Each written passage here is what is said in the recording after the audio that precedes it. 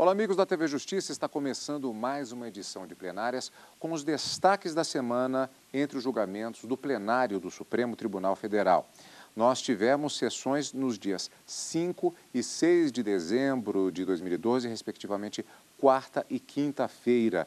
Não tivemos a sessão plenária desta segunda-feira, embora nós tenhamos já marcado uma sessão para a próxima segunda-feira, na medida que estamos na fase final do julgamento da ação penal 470.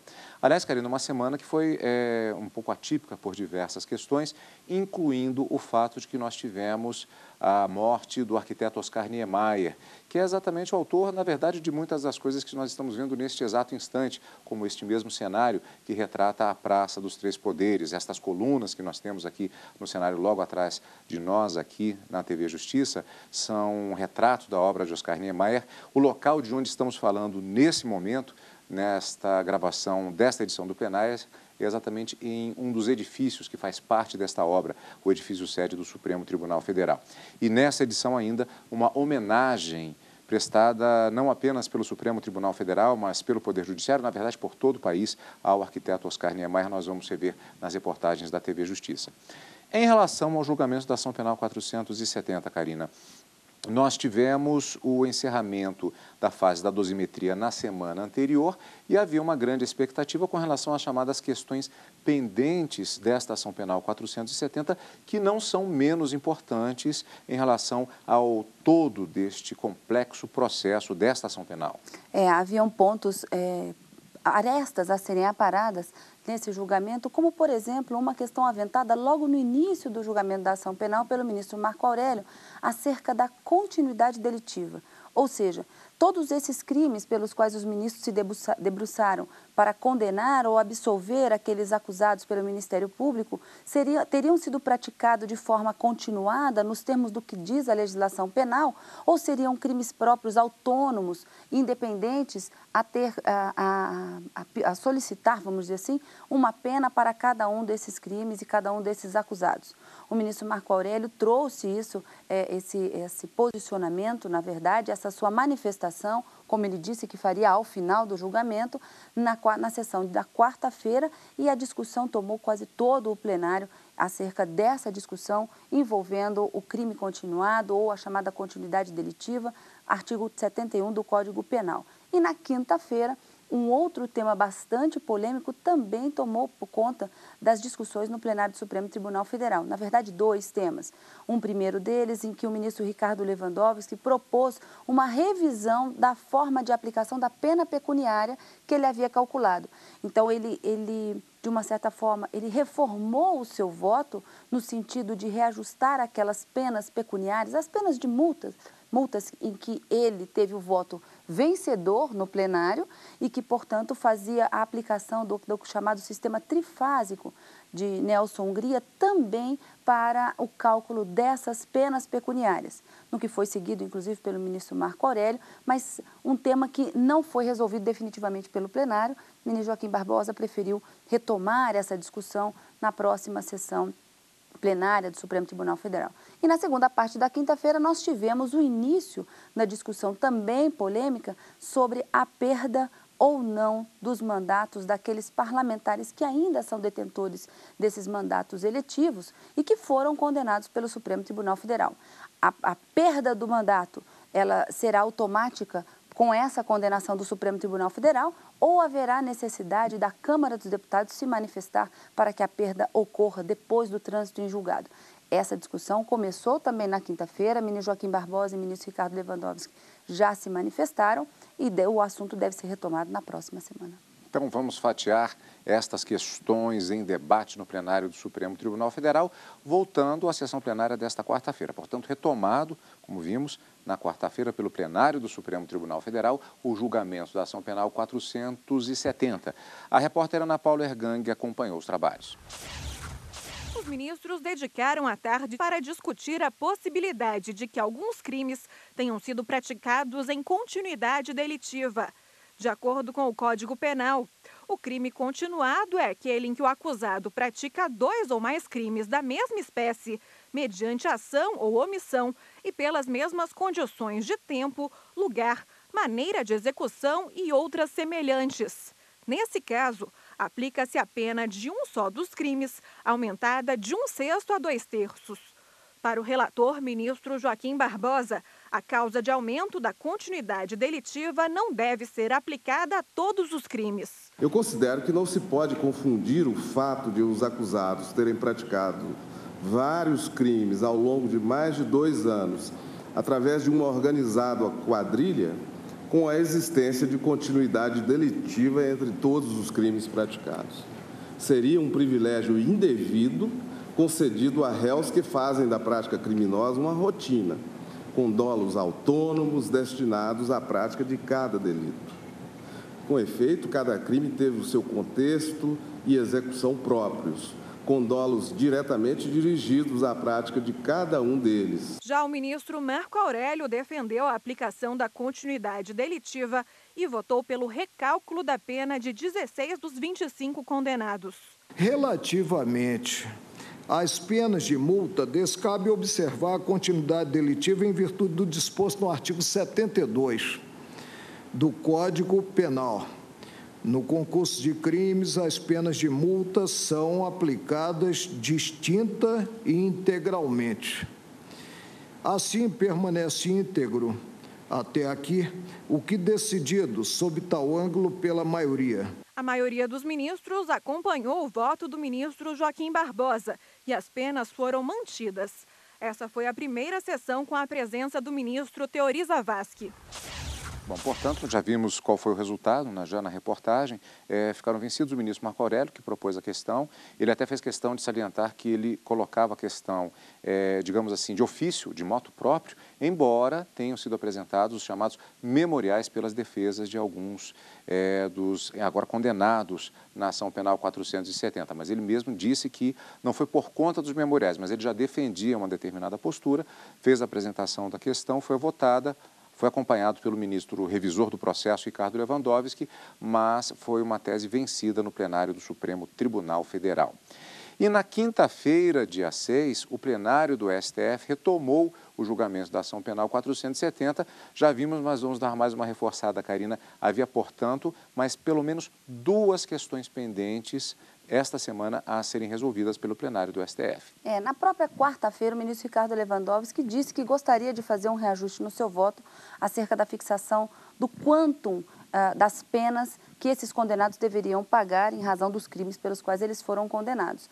Então, havia ainda essa pendência que foi apresentada pelo ministro Ricardo Lewandowski logo no início da sessão plenária, no que foi acompanhado pelo ministro Marco Aurélio também, e as ministras Rosa Weber e Carmen Lúcia reajustavam também as suas penas pecuniárias àquela nova fixada pelo ministro revisor, não pelos mesmos fundamentos, mas porque quando foi proclamado o voto das ministras na fase da dosimetria, a pena que elas haviam aplicado seria uma pena mais próxima, a pena pecuniária mais próxima da do revisor. E por isso, então, acompanhavam o revisor. E, nesse sentido, acompanharam também agora com essa revisão desse cálculo da pena pecuniária feita pelo ministro Ricardo Lewandowski. Mas o tema ainda não está decidido pelo Supremo Tribunal Federal. O ministro Joaquim Barbosa deve retomar essa discussão na próxima semana. E pendente também uma questão polêmica que nós dissemos logo no início do programa, que é a perda ou não do mandato de 3 parlamentares, deputados federais e de um prefeito que também foram condenados nessa ação penal 470. Vamos rever como foi a sessão plenária da quinta-feira, portanto, na reportagem. Na sessão desta quinta-feira, os ministros passaram a analisar a questão relativa à perda do mandato eletivo dos réus que foram condenados e exercem mandato parlamentar ou cargo de prefeito. João Paulo Cunha, Valdemar Costa Neto e Pedro Henri exercem mandato de deputado federal. José Borba é prefeito de Jandaia do Sul, no Paraná. O presidente do STF e relator da ação penal 470, ministro Joaquim Barbosa, defende a perda automática do mandato dos 4 réus que detêm mandato eletivo. Se a sentença criminal condenatória de deputado federal ou de senador for proferida pelo Supremo Tribunal Federal após a diplomação, a perda do mandato ocorre nos termos do artigo 55, inciso 4º, e, consequentemente, caberá à respectiva casa tão somente declarar essa perda do mandato, ou seja, o Supremo Tribunal Federal comunicará à Câmara para esta finalidade de declarar vago o cargo. Já para o revisor, ministro Ricardo Lewandowski, a perda do mandato não é automática. A decisão cabe à Casa Legislativa. A perda do mandato nos casos de condenação criminal transitada em julgado, em se tratando de deputados e senadores, regrada pelo artigo 55, parágrafo 2º da Lei Maior, não é automática, pois ela será decidida pela Câmara dos Deputados ou pelo Senado Federal. O tema vai continuar a ser debatido na próxima segunda-feira. No início da sessão plenária, o ministro Ricardo Lewandowski retificou seu voto com relação às penas de multa aplicadas aos réus que ele condenou. Ele usou a declaração de imposto de renda dos condenados para fixar as novas multas. O que proponho neste momento é tão somente um pequeno reajuste na fixação da pena base da multa para aproximar-se dos valores mais elevados determinados pelo plenário, sem, no entanto, afastar-me do critério trifásico que utilizei anteriormente, isso para expungir do cálculo eventual aleatoriedade. Bom, Karina, só para reforçar, então, essa é uma outra questão pendente ainda, que ficou também para a próxima semana. Ainda não há uma definição. Apresentado o voto do ministro revisor Ricardo Lewandowski, na verdade não apresentado o voto, mas até modificado, como ele mesmo solicitou, mas essa questão ainda será objeto de debate e de votação na próxima semana. O ministro Marco Aurélio se posicionou e as ministras Carmen Lúcia e Rosa Weber também acompanharam o revisor, não quanto à fundamentação, mas quanto ao quantum do valor, o referente ao valor da pena pecuniária aplicada, e os demais ministros devem se manifestar na próxima semana, na sessão plenária da próxima segunda-feira, que já foi agendada pelo ministro Joaquim Barbosa. Uma circunstância inovadora que merece uma reflexão um pouco maior e, portanto, não foi decidida nessa quinta-feira no plenário do Supremo Tribunal Federal. E com relação aos mandatos, nós temos já posicionamentos já definidos, não diria antagônicos, mas diferenciados no plenário, tanto do ministro revisor quanto também do ministro relator, presidente e vice, o ministro-presidente Joaquim Barbosa, que é o relator, ministro Ricardo Lewandowski, que é o vice-presidente e o revisor da ação penal, e isso será objeto de debate e votação dos ministros também na próxima semana. O que promete uma decisão, uma discussão bastante acalorada, porque o ministro Joaquim Barbosa e o ministro Ricardo Lewandowski, ambos com fundamento na Constituição Federal, tomaram decisões totalmente diferentes. Para o ministro Joaquim Barbosa, a Constituição é bastante clara que, em razão de uma condenação criminal, há a perda dos direitos políticos e, consequentemente, haveria a perda do mandato também. E o ministro Ricardo Lewandowski, que, ao contrário, interpreta o artigo 55 da Constituição Federal, parágrafo 2º, como, não obstante haja uma decisão do Poder Judiciário, é preciso que a Câmara dos Deputados se manifeste acerca da perda desse mandato. Então, não seria automático. Para o ministro Joaquim Barbosa, a perda seria automática. Para o ministro Ricardo Lewandowski, a perda do mandato dependeria ainda de uma manifestação do Poder Legislativo, da Casa Legislativa, deste deputado ou senador que viesse a ser condenado criminalmente. Então, temos duas posições bastante fundamentadas e para a semana que vem essa discussão deve ser retomada no plenário, colhendo os votos dos demais ministros do Supremo Tribunal Federal. E eu digo mais, Karina, o debate deve ser bastante interessante por conta até das manifestações dos demais ministros que já foram apresentadas, embora ainda sem voto, no próprio plenário do Supremo Tribunal Federal. Há muita questão doutrinária, muita questão de interpretação, portanto, destes textos legais e que devem ser trazidos, exatamente como já dissemos, na próxima sessão plenária do Supremo Tribunal Federal.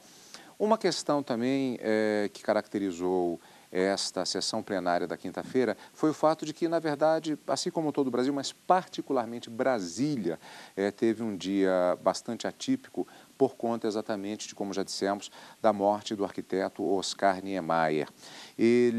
O velório de Oscar Niemeyer aconteceu exatamente no Palácio do Planalto, ou seja, a poucos metros aqui do edifício sede do Supremo Tribunal Federal, passando aqui a Praça dos Três Poderes, toda esta região pura e simplesmente desenhada, criada pelo próprio arquiteto Oscar Niemeyer.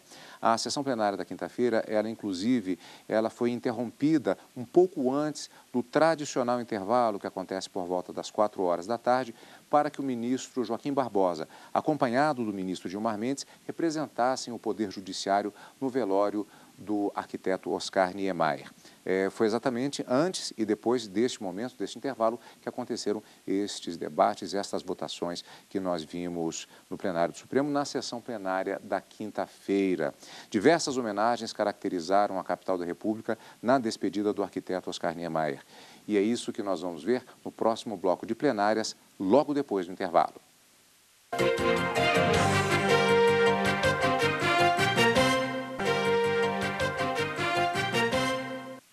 Estamos de volta com o nosso programa Plenárias e os destaques das sessões plenárias do Supremo Tribunal Federal nesta semana. Hoje, em uma edição especial, nós estamos acompanhando também a morte e o velório, a despedida de alguém que tem uma profunda relação também com o Poder Judiciário Nacional, particularmente com Brasília. O ministro Joaquim Barbosa emitiu uma nota de pesar pela morte do arquiteto Oscar Niemeyer. A nota diz, abre aspas, é com pesar e profunda consternação que tomei conhecimento, disse o ministro Joaquim Barbosa, da morte de Oscar Niemeyer, um dos maiores gênios e artistas que o Brasil já teve. Suas criações originais, unindo arquitetura e poesia, expressaram os limites elevados da genialidade brasileira e ajudaram a projetar o nome do Brasil no exterior. A íntegra desta nota você vai ver na reportagem da TV Justiça ainda nesta edição. Há 10 anos, a TV Justiça acompanha os trabalhos do Poder Judiciário a partir daqui, do edifício sede do Supremo Tribunal Federal, com as parcerias do Poder Judiciário em todo o país. O edifício sede do STF, que por si é considerado uma obra, está inserido na história de um trabalho ainda maior. A capital federal, considerado um museu a céu aberto, resultado da obra de Oscar Niemeyer. A história do arquiteto com a Suprema Corte vai mais além.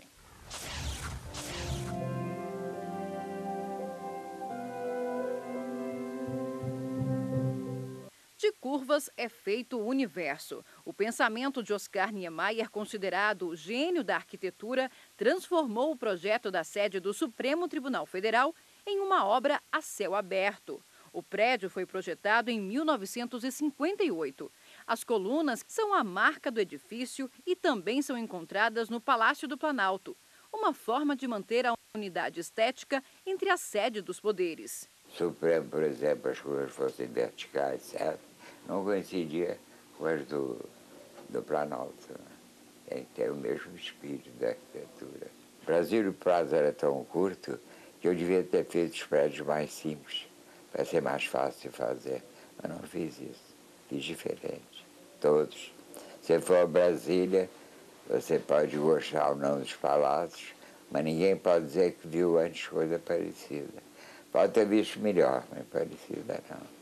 A sede do Supremo Tribunal Federal integra o projeto de arquitetura concebido por Niemeyer e pelo urbanista Lúcio Costa para unir em um mesmo lugar a sede dos 3 poderes, judiciário, executivo e legislativo. Uma proposta que impressiona quem visita a capital do país. Essa diferença ela é bem visível quando você chega na cidade de Brasília. E é só Oscar Niemeyer mesmo para poder conseguir fazer o que ele conseguiu fazer aqui em Brasília. Quando a gente chega, a gente vê que cada traço aqui foi pensado e o prédio da Justiça também, claro, né? A arquitetura foi pensada de acordo com os objetivos. É um prédio ímpar, é um prédio que nós brasileiros temos o privilégio de ter uma maravilha da arquitetura moderna. A sensação das artes mesmo, é um perturbamento.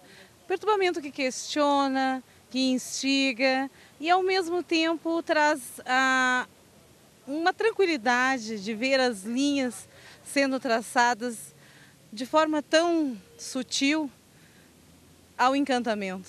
Antes da arquitetura, nós temos que olhar isso como obras de arte, né? Então, é exatamente isso, é o belo, né? Então, além de nos encantar, nos dá uma tranquilidade, essas linhas, né? Toda essa expressão de arte, antes mesmo de ser uma obra arquitetônica. A Praça dos 3 Poderes tem 5 obras concebidas por Oscar Niemeyer: o Congresso Nacional, o Palácio do Planalto, o Supremo Tribunal Federal, o Panteão e o Espaço Lúcio Costa. Mas o arquiteto também deixa uma contribuição para a estética dos edifícios que compõem o Poder Judiciário. Todos os prédios que abrigam tribunais superiores, como o STJ, o TST e a mais nova sede do Tribunal Superior Eleitoral, também foram projetados por Niemeyer. O edifício do STF, ou mesmo os edifícios dos demais tribunais judiciários, não apresentam fachadas ou formas imponentes, como a gente encontra em templos gregos. São edifícios mais amigáveis, pelo menos no meu ponto de vista, e que trazem até uma identidade própria para o nosso, não só para o nosso judiciário, como o nosso próprio país. Como vimos na reportagem, os traços do arquiteto, eles na verdade estão espalhados por todo o mundo. Aqui em Brasília, por todos os lados. Uma das suas maiores obras, como vimos inclusive na reportagem, o Poder Judiciário, tem ainda no Superior Tribunal de Justiça a marca registrada de Niemeyer. Traços e curvas que encantam a todos. A obra dispõe de 6 edifícios ao longo de uma espinha dorsal em que o visitante vai descobrindo os ambientes à medida em que caminha. Por aqui circulam 5.000 pessoas por dia, incluindo os visitantes, idosos, estudantes e crianças, que ficam maravilhados com a obra. No Superior Tribunal de Justiça, o talento de Oscar Niemeyer se uniu ao da filha, a designer de interiores Ana Maria Niemeyer, que morreu há 6 meses. Ela criou espaços e peças da mobília, como essas aqui, no plenário do STJ. O projeto da filha complementa a obra do pai. O STJ traz as principais características de Niemeyer: linha modernista com concreto aparente, fachadas de vidro, liberação dos vãos no pavimento térreo, assinatura inconfundível de um gênio que revolucionou uma era.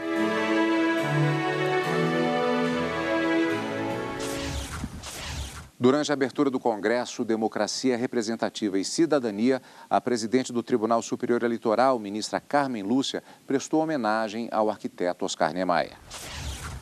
Como o ser humano passa fisicamente, mas tudo que ele fez permanece, Oscar Niemeyer permanecerá, e o que ele disse ao fazer o memorial descritivo do prédio do Supremo Tribunal Federal, eu acho que vale muito para cá, vale muito mais quando eu vejo nesses auditórios as formas.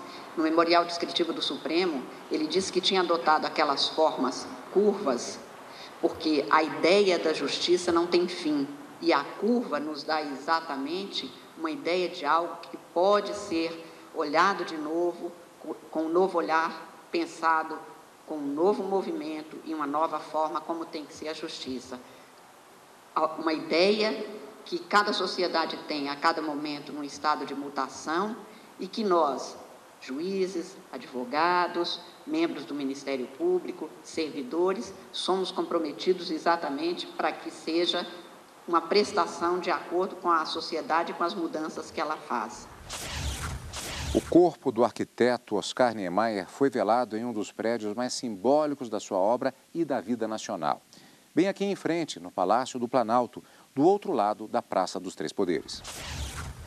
Representantes do Legislativo e do Judiciário também estiveram presentes para se despedir do arquiteto. O presidente do Supremo Tribunal Federal veio dar o último adeus. O ministro Joaquim Barbosa emitiu uma nota de pesar pelo falecimento do arquiteto. É com pesar e profunda consternação que tomei conhecimento da morte de Oscar Niemeyer, um dos maiores gênios e artistas que o Brasil já teve. Suas criações originais, unindo arquitetura e poesia, expressaram os limites elevados da genialidade brasileira e ajudaram a projetar o nome do Brasil no exterior. A criação constante e revolucionária de novas formas de expressão arquitetônica fez de Niemeyer um dos grandes expoentes da arquitetura moderna mundial. Homem de hábitos simples, notabilizou-se pela defesa dos ideários de liberdade e a busca incansável pela dignidade da gente brasileira. Neste momento de luto, em nome do Supremo Tribunal Federal, manifesto solidariedade aos familiares e amigos de Oscar Niemeyer.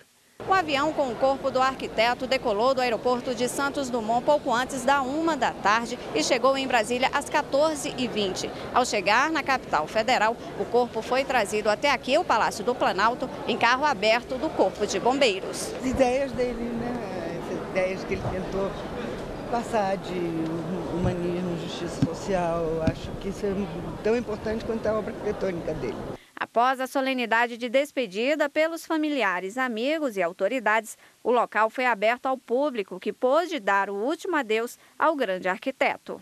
Esta estudante de arquitetura da UNB não esperava que o encontro com o arquiteto fosse dessa forma. Ela se emocionou. Era um sonho meu conhecê-lo, mas infelizmente foi dessa forma. Me emocionei muito mesmo, porque realmente é uma pessoa que é o meu ídolo mesmo. Oscar Niemeyer tem projetos em vários prédios da Justiça e a intimidade do arquiteto com o judiciário vem de muito antes. O seu avô, Antônio Augusto Ribeiro de Almeida, tomou posse como ministro da Suprema Corte em 1896 e faz parte da história do judiciário no Brasil.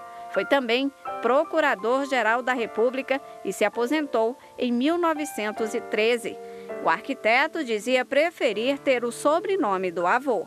Começarei lembrando de onde venho. Meu nome deveria ser Oscar Ribeiro Soares ou Oscar Ribeiro de Almeida Niemeyer Soares, mas prevaleceu o nome estrangeiro e acabei conhecido como Oscar Niemeyer. E assim fica a nossa despedida do arquiteto Oscar Niemeyer.